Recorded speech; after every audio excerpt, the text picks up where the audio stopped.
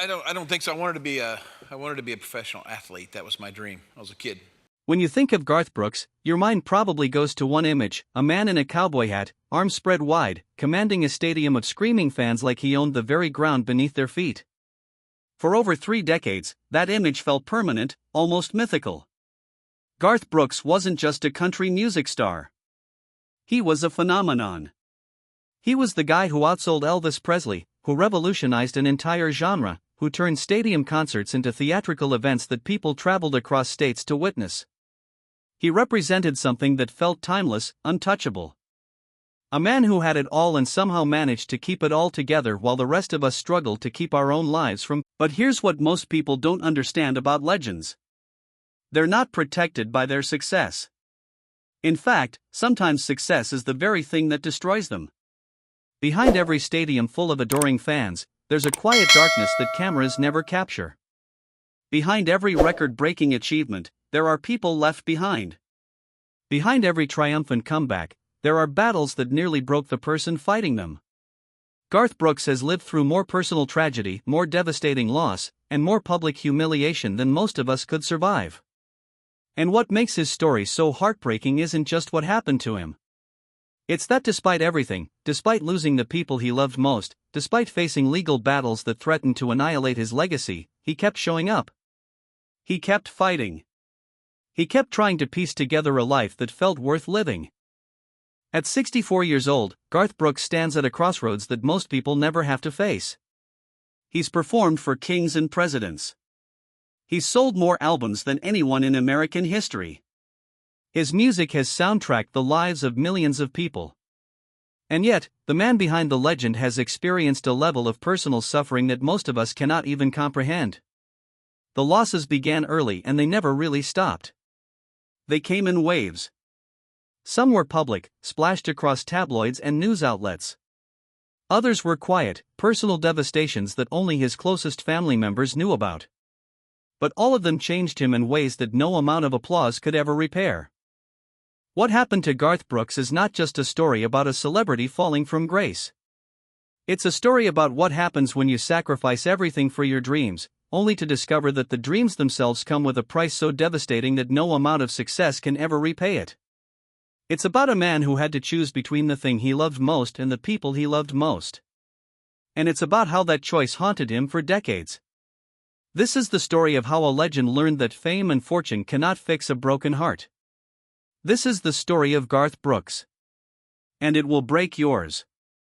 Troy Garth Brooks entered the world on February 7, 1962, in Tulsa, Oklahoma, born into a family where music wasn't just something you listened to.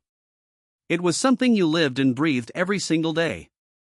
His mother, Colleen Carroll, had been a country singer in the 1950s, recording for Capitol Records and appearing on television shows that families gathered around to watch together.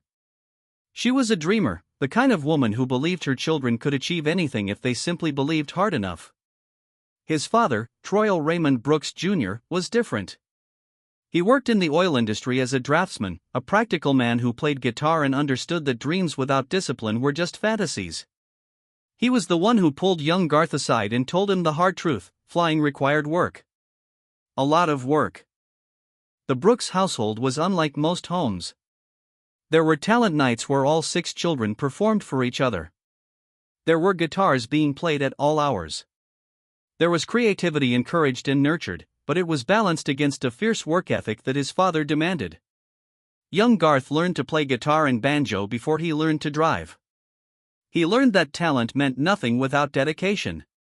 He learned that success was built on showing up, day after day, doing the work that nobody else wanted to do. These lessons would define him, shape him, and ultimately save his life when everything else fell apart. But as a teenager, Garth wasn't dreaming about country music. He was an athlete. He excelled in baseball, football, and track during his high school years. He was fast, competitive, and focused on becoming a professional athlete. When he attended Oklahoma State University, he did so on a track and field scholarship, specializing in the javelin throw. He chose to study advertising, a practical decision that reflected his father's influence. He was building a backup plan. He was doing what practical people do. But something changed while he was at OSU.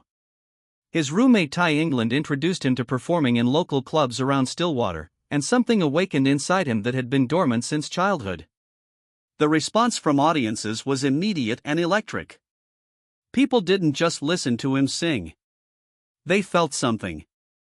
They connect. In 1985, Garth made his first trip to Nashville. He was young, hungry, and convinced that he was ready for the music industry. Instead, he discovered that Nashville didn't care about his dreams. Every major label rejected him. The rejections came fast and harsh. The city that was supposed to welcome him treated him like he was invisible. The disappointment was so overwhelming, the feeling of failure so crushing, that after just 23 hours in Nashville, he packed his car and drove back to Oklahoma. He had failed. He went back to playing local clubs, married his college girlfriend Sandy Mal in 1986, and tried to accept that maybe Nashville wasn't going to happen for him. But the dream didn't die. It just waited. 2 years later, in 1987, something shifted inside Garth Brooks. He wasn't going to let Nashville reject him twice. He returned to the city permanently, with a different mindset, a different energy, a different level of determination. This time, he wasn't going to leave. He performed everywhere he could. He built connections with songwriters, producers, and industry people. He networked relentlessly. He was rejected by every major label again, but he didn't pack his car and leave. He kept performing. He kept showing up. And then, in 1988, he was given the opportunity to perform at the Bluebird Cafe, a legendary songwriters showcase that had launched countless careers. In that audience was Lynn Schultz, a Capitol Records executive who had previously passed on signing Garth Brooks. Schultz was there to see a different artist who never showed up. Instead, he watched Garth perform, and something in that performance changed everything. After the show, Schultz approached him and said the words that would alter the trajectory of his entire life: maybe they had missed something. The next day, Garth signed with Capitol Records. His self-titled debut album was released in April of 1989, and it introduced the world to his signature sound. He had taken traditional country music and infused it with arena rock energy, creating something that country music had never seen before. The album yielded his first #1 hit, If Tomorrow Never Comes, and it showed promise, but it was just the beginning. His second album, No Fences, released in 1990, changed everything. The album spent 23 weeks at #1 on the Billboard Top Country Albums chart. It featured Friends in Low Places, a song that would become his anthem, his signature, the song that defined an entire generation of country music fans. But it was The Thunder Rolls that showcased his willingness to push boundaries. The music video was so controversial, featuring scenes of domestic violence, that it was banned by Country Music Television and the Nashville network. The ban only increased interest in the song. It proved that Garth Brooks wasn't going to play it safe. He was going to challenge the genre, revolutionize it, and make it his own. What made Garth different from every other country music star wasn't just his voice or his songs.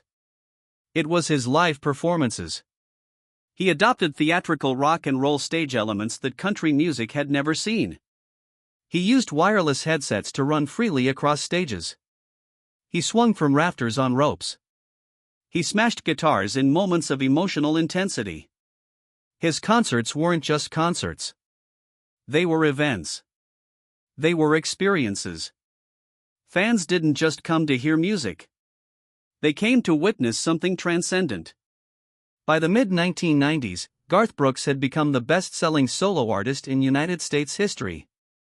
He had surpassed Elvis Presley.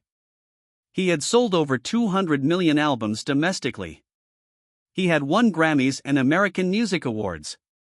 He held records that seemed unbreakable. He was, without question, the biggest star that country music had ever produced.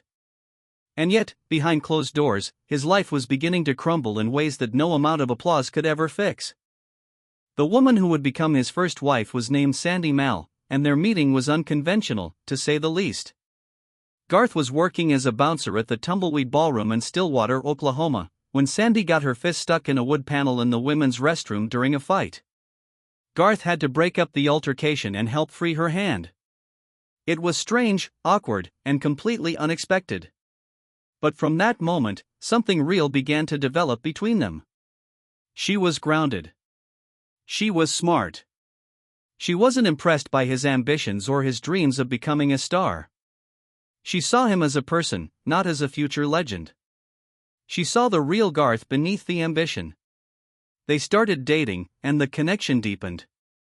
In May of 1986, just before Garth made his permanent move to Nashville, they got married. The timing was brutal. Sandy was committing to a man who had already failed once in Nashville and was about to try again. She was betting everything on someone whose dreams were still just dreams. But she believed in him. Together, they had 3 daughters, Taylor Maine Pearl, born in 1992, August Anna, born in 1994, and Allie Colleen, born in 1996. Those 3 girls became the center of their world. Garth has spoken countless times about how becoming a father changed him, softened him, and made him want to be more than just an ambitious musician. He wanted to be a good dad. But fatherhood couldn't save the marriage. As Garth's career exploded between 1989 and 1993, he was away from home up to 300 days a year. The road became his second home. The stadiums, the arenas, and the endless cities blending into one another became his reality. Sandy was left at home, completely isolated, raising 3 young daughters alone. She managed the school drop-offs. She attended the doctor's appointments. She organized the birthday parties. She stayed up through the sleepless nights while her husband performed in front of thousands of screaming fans in cities across America and around the world. The emotional disconnect became unbearable. Sandy later revealed in the 2019 documentary Garth Brooks, The Road I'm On, that during the peak of his fame, he would come home from tours completely changed. She felt like she was married to a stranger. The man who left for the road wasn't the same man who returned. The fame had transformed him in ways that made the marriage weaker, not stronger. He would be gone for 8 to 10 weeks at a time, and when he finally came home, there would be #1 parties, award shows, and other events demanding his attention. Garth has openly acknowledged that he struggled heavily to remain grounded under the intense adulation of millions of fans. The constant attention, the pressure, the feeling of being pulled in 100 different directions created a deep emotional and physical wedge between him and Sandy. He has admitted that he didn't realize how hard it was for her during those years. He was so caught up in the ride, so intoxicated by the success, that he forgot to check on the person who was holding down the home front. He was building an empire while his marriage was collapsing in slow motion.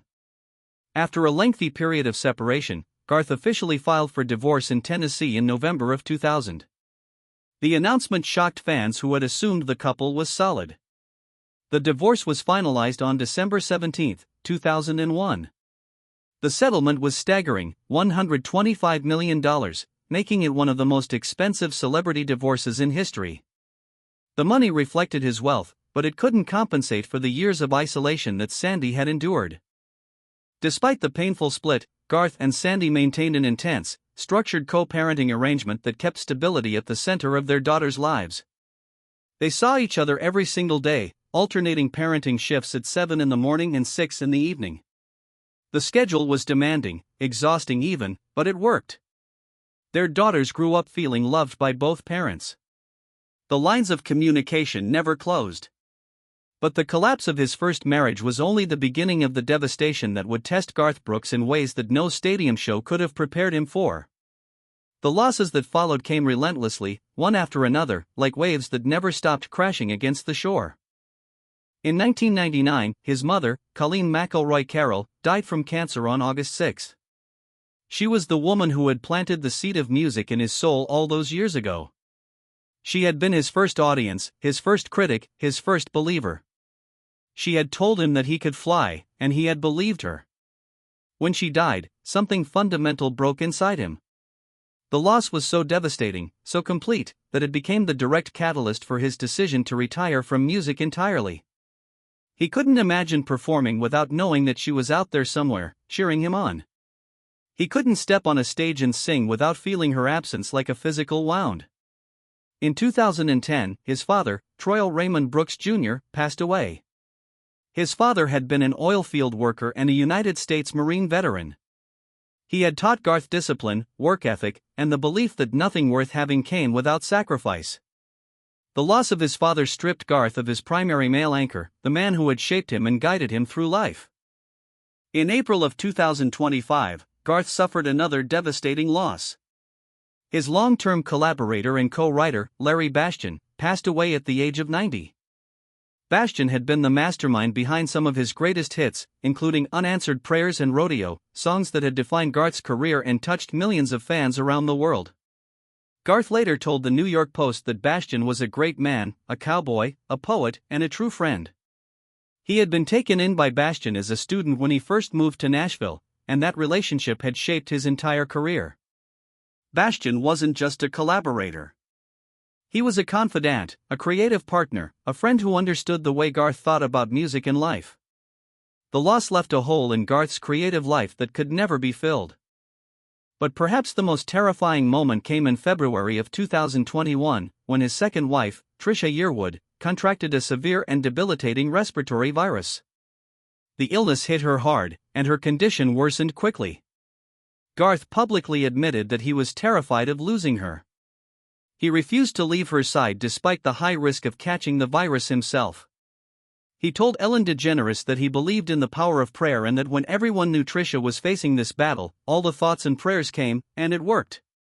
Yearwood eventually recovered, but the fear that Garth felt during those dark days never fully left him.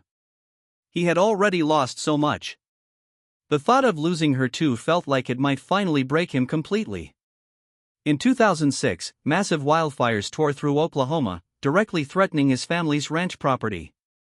The flames came dangerously close to the land that held his history, his childhood memories, and his ancestral roots.